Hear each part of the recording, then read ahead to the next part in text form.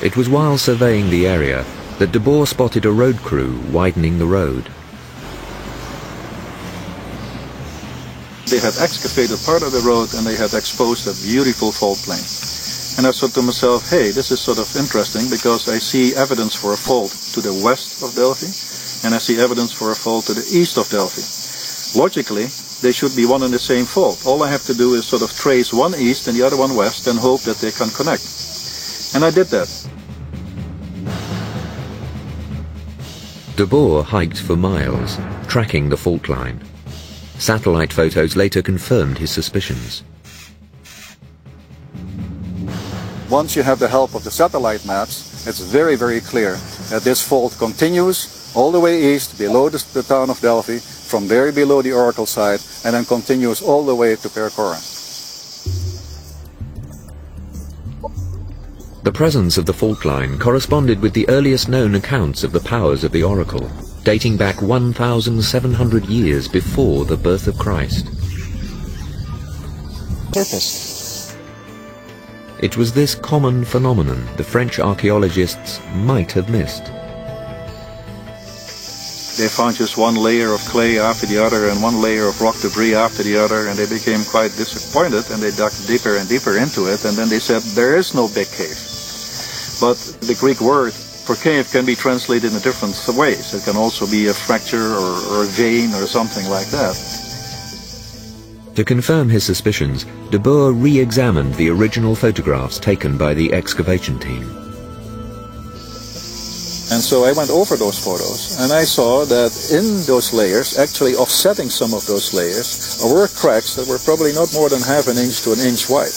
And they sort of ignored those as insignificant cracks, they call them, that were running through there. And that's of course the most perfect fracture that you can have for water to rise up and for gases to rise up. But what kind of gas could have caused the trances, the frenzy, and the prophecy so long associated with the oracle? If a chemical culprit could be found, science would come one step closer to solving this ancient riddle.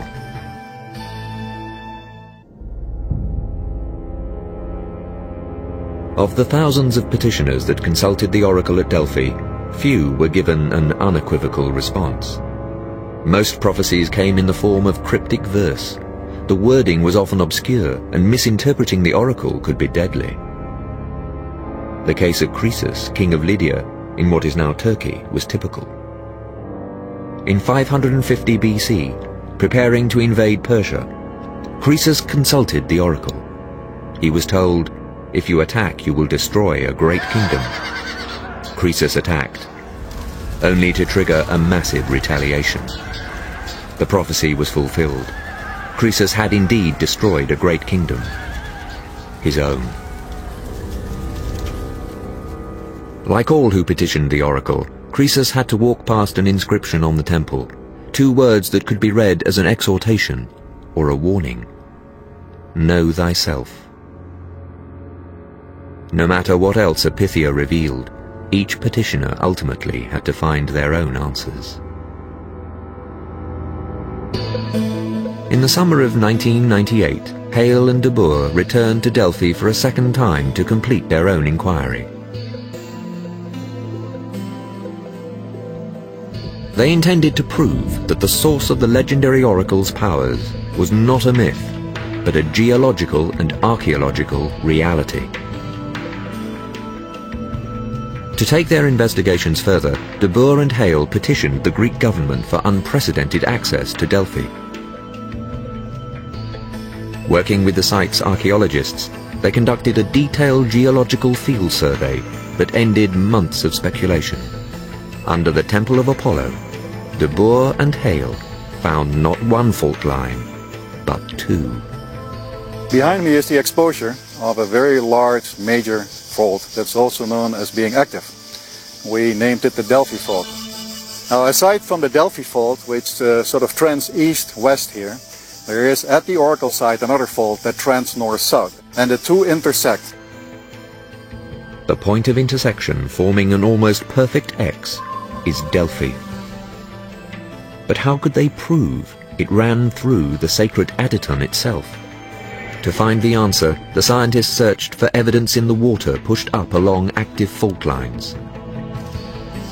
One of the first things we saw were big mounds of a rock, which is known as travertine, which is a rock that is formed above springs when the water, which is warmer and at deeper level, comes to the surface and cools.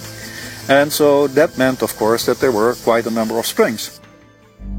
Using flags to mark each point where there was evidence of spring activity, a pattern soon emerged. They seemed to be on a line, and that line was sort of a northerly-southerly kind of line cutting through here. And so it became very obvious now that you not only had the fractures, one, but you also had groundwater rising along those fractures and forming these mounds of travertine that we find so abundant on the site and has been also being used in the construction of the temple. An examination confirmed that the temple was built on an ancient spring, one that was active at the time of construction. One exceptional feature of the Temple of Apollo is the fact that a system of drains, pipes and conduits crossed its foundations, bringing water from springs further up the slope through the foundations of the temple to the Cassiopeis fountain situated immediately to the south of the temple. It would be crazy to build a temple on top of a spring unless you needed to. This foundation is actually punctured by these conduits for water, and to have active water coming up into your building, into the very foundations of your building, is not a sensible thing to do if you're interested in solid, secure foundations. An interesting architectural feature of the Aditon is the fact that it does not coincide with the axial line of the temple, but instead it is slightly pushed to the south, slightly off-centered, as it were. I think the best explanation for this positioning would be to say that the sanctum aimed to shelter a specific geological feature, such as the fissure.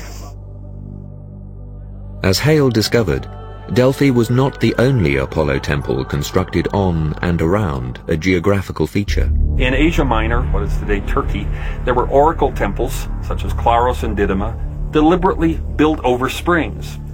And most extraordinary of all is the example of the Temple of Apollo at Hierapolis in Turkey, where a similar opening in the foundations was a vent for subterranean gases and emission of CO2 so toxic that any small animal wandering into its path would be killed. And when I visited the temple, there were still dead sparrows all over the ground. But the gas released at Delphi was not toxic. Instead, it appeared to have an intoxicating or narcotic effect. So what gas was it? And that is a very difficult thing, obviously, to try to prove, because gases, well, you know, they come to the surface, evaporate, go up in the atmosphere, dilute, and that's it. They're gone forever. It was the travertine, found at what is believed to be the Pythia's underground spring, that provided a plausible answer. Travertine is a calcium carbonate rock that's formed very rapidly when a spring comes up from underground and pressure is released. And when that happens, CO2 is degassed and calcium carbonate precipitates. And this happens very rapidly. This travertine material that you see in here actually is extremely porous. It's like a sponge. You see many, many small holes all through it. And that means that in those holes it is possible that some of the gases, which theoretically rose with the waters, were captured. And what we need to do then is take samples of the travertine. They need to be crushed, and then those gases hopefully will actually be released and we can analyze those chemically. Environmental chemist Geoffrey Chanton took water samples and tested the travertine. We took these rock samples and we chopped them up into small little pieces and put them into a flask. First we dissolved the rocks with acid because it's a carbonate rock, and so in acid it's quite soluble and it dissolves and liberates all the gases. What Chanton found would go far to explain the mysterious events at Delphi, but only after his scientific quest took several unexpected turns.